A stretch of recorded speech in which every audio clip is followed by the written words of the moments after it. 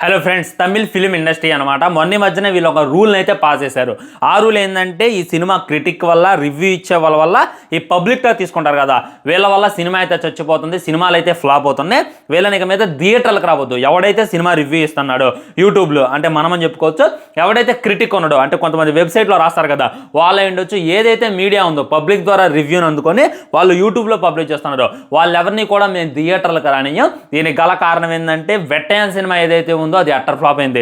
ఆ తర్వాత వచ్చిన భారతీయుడు సినిమా కూడా చాలా ఘోరంగా ఫ్లాప్ అయింది అనమాట. బేభత్సమైనటువంటి నష్టాన్ని అయితే క్రియేట్ చేసింది. కంగువ సినిమా కూడా ఫ్లాప్ అయింది. సో దీనికి అన్నిటికీ కారణం యూట్యూబ్లో రివ్యూ ఇచ్చేవాళ్ళు, ఈ క్రిటిక్స్ అయ్యుండొచ్చు, ఈ మీడియా అయ్యుండొచ్చు. వీళ్ళ వల్ల సినిమా అనేటటువంటిది చచ్చిపోతుంది, సినిమాకి కలెక్షన్స్ అయితే తక్కువగా వస్తున్నాయి. అందుకే వాళ్ళని థియేటర్లోకి ఎట్టి పరిస్థితుల్లోకి అనుమతించాం అనేటటువంటి రూల్ని అయితే పాస్ చేయడం జరిగింది. అది విన్న తర్వాత నాకైతే ఎలాగేమన్నా చిప్పు దొబ్బింది అనేటటువంటి ఫీలింగ్ కలిగింది అనమాట. ఇప్పుడు మన రజనీకాంత్ గారి అన్ని సినిమాలు ఇట్టేనా, అప్పుడు ఎప్పుడో వచ్చినటువంటి రోబో దగ్గర నుండి మొన్న మధ్యన వచ్చినటువంటి వెట్టేన్ దాకా అన్ని హిట్ అయినాయా? అప్పుడు రోబో ఎవడు రివ్యూ ఇచ్చినా అంత బాగా ఆడింది, అంతకుముందు వచ్చిన శివాజీ ఎందుకు అంత బాగా ఆడింది, మొన్న మధ్యన వచ్చినటువంటి రోబో 2.0 ఎందుకు అంత సరిగ్గా ఆడలేకపోయింది, ఆ తర్వాత వచ్చినటువంటి లాల్ సలాంకు ఎవడు బ్యాడ్ రివ్యూ ఇచ్చాడు, అండ్ కొచ్చాడని సినిమా ఎందుకు సరిగ్గా ఆడలేకపోయింది. రివ్యూవర్స్ వల్ల సినిమా చచ్చిపోతుంది, రివ్యూవర్స్ వల్ల సినిమా ఆగిపోతుంది అని అంటే మన లియో సినిమా ఎందుకు అంత పెద్ద హిట్ అయింది? ఇప్పుడు లియో కూడా చాలా మంది నెగిటివ్ టాక్ ఇచ్చారనమాట, ఆయన అది పెద్దగా హిట్ కాలేదా? విక్రమ్ కూడా ఎవడు కూడా అంత సరిగ్గా రివ్యూలా, ఆయన అది పెద్ద హిట్ అయింది కదా. ఈ విధంగా వీళ్ళ ఇండస్ట్రీలో చూసుకున్నట్లయితే చాలా సినిమాలు బ్లాక్ బస్టర్ అనమాట. సో బ్లాక్ బస్టర్ అయింది అని అంటే దాని క్రెడిట్ ఖచ్చితంగా వెళ్ళే, కానీ సినిమా ఫ్లాప్ అయిందంటే ఆ డైరెక్టర్ మీద తీసుకోవడానికి, ఆ హీరో మీద తీసుకోవడానికి, ఆ మూవీ టీమ్ మీద తీసుకోవడానికి వీళ్ళు సిగ్గుపడి ఈ విధంగా రివ్యూ ఇచ్చే వాళ్ళ మీద, క్రిటిక్స్ మీద, యూట్యూబర్స్ మీద అయితే పడేస్తున్నారు అనమాట. ఇది ఎక్కడ నెబ్బా వ్యవహారం, ఇది ఎక్కడ పనికి మాలిన వ్యవహారం అని చెప్పి ఇదిగా అనిపించింది అనమాట. ఇప్పుడు ఇండియాలో స్పీచ్ ఆఫ్ ఫ్రీడమ్ అనేటటువంటిది ఉంటుంది. ఒక డబ్బు పెట్టి సినిమా చూసినప్పుడు నాకు నచ్చలేదని చెప్పి యూట్యూబ్లో డైరెక్ట్గా చెప్పొచ్చు, నేనే నువ్వేనే ఎవడని చెప్పొచ్చు. అలాంటి మేము థియేటర్లకు రానియమంటే ఎంతమందిని రానికొని ఉంటారా బాబు? ఒకడు థియేటర్లోకి వచ్చిన తర్వాత చూస్తాడో వెళ్ళిపోతాడు, ఆ తర్వాత మరి వాడు ఎవడికి చెప్పడానికి గ్యారెంటీ ఉందా అనేటటువంటిది ఒకసారి ఆలోచించుకోవాలన్నమాట. సో వీళ్ళు ఇండస్ట్రీయే ఎంత పాడుపడ్డదా, లేకపోతే ఇక్కడ ఉన్నటువంటి ఆడియన్స్ అందరూ కూడా ఇంతేనా అనేటటువంటిది నాకు పక్కా అనిపించింది అనమాట. రీసెంట్గా మాట్లాడుకోవాలంటే మన బాహుబలి 2 ఉంది, అక్కడ భారీ హిట్ అయింది. అక్కడ 140 కోట్లు అయితే వన్ అండ్ ఓన్లీ బాహుబలికి ఇవ్వడం జరిగింది. ఆ తర్వాత త్రిబుల్ మూవీ కూడా 100 కోట్ల కన్నా ఎక్కువగానే ఇచ్చారు. ఇక మీరు ఏ సినిమాని అబ్జర్వ్ చేయండి, ఇక్కడ సినిమాలు అక్కడ ఆడమన్నమాట. దేవరా ఉండొచ్చు, రీసెంట్గా వచ్చినటువంటి పుష్ప ఉండొచ్చు. తమిళ్లో సరిగ్గా కాలేదన్నమాట, తమిళలో సరిగ్గా డాకర్ కూడా డాకర్, కానీ వాళ్ళ హీరో సినిమా మన దగ్గర రిలీజ్ అవుతుంది అంటే సాంబార్ లాగడానికి అయితే మనోళ్ళు అయితే రెడీగా ఉంటారు. బాధగా అనిపించేది అనమాట, ఎందుకు వాళ్ళ హీరో సినిమాని ఇక్కడ ఇంతలా లేపుతున్నారు.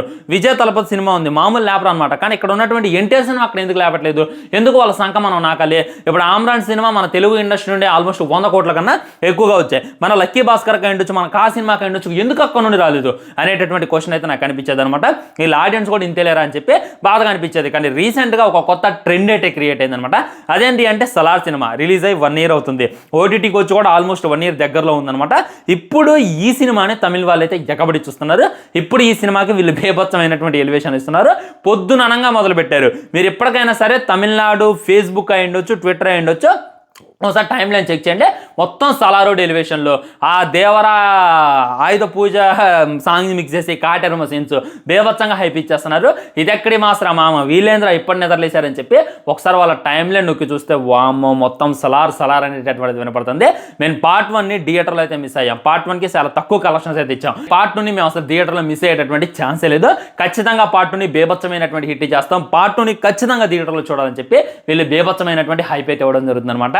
ఎప్పుడు సలార్ రా బాబు. ఇప్పుడు ఓటీటీలో చూసుకున్నట్లయితే వెట్టయాన్ ఉందనమాట, రేపు మాపు ఆమ్రాన్ వస్తుంది, కంగు వస్తుంది. వీళ్ళ సినిమాలకి ఎలివేషన్లు ఇచ్చుకోవడం పక్కన పడేసి ఇప్పుడు రిలీజ్ అయినటువంటి దేవరాను కూడా వాళ్ళు అంతలా చోట్ల, కానీ ఎప్పుడు రిలీజ్ అయినటువంటి సలార్ సినిమాకి ఈ రేంజ్లో ఎలివేషన్లు ఇవ్వడం ఏంట్రా బాబు అని చెప్పి నాకైతే మామూలుగా అనిపించలేదు భయ్యా.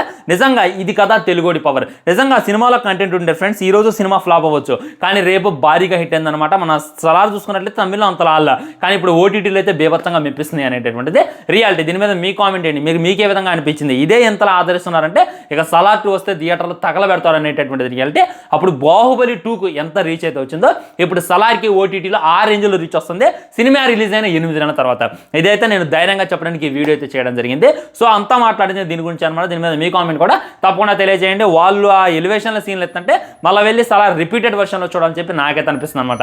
ఉంటా బాయ్. తర్వాత రిపీటెడ్ వర్షన్లో చూసి ఏమనుంటే రేపు దాని గురించి డిస్కషన్ చేసుకునేటటువంటి ప్రయత్నం చేద్దాం. బాయ్ బాయ్, నమస్కారం.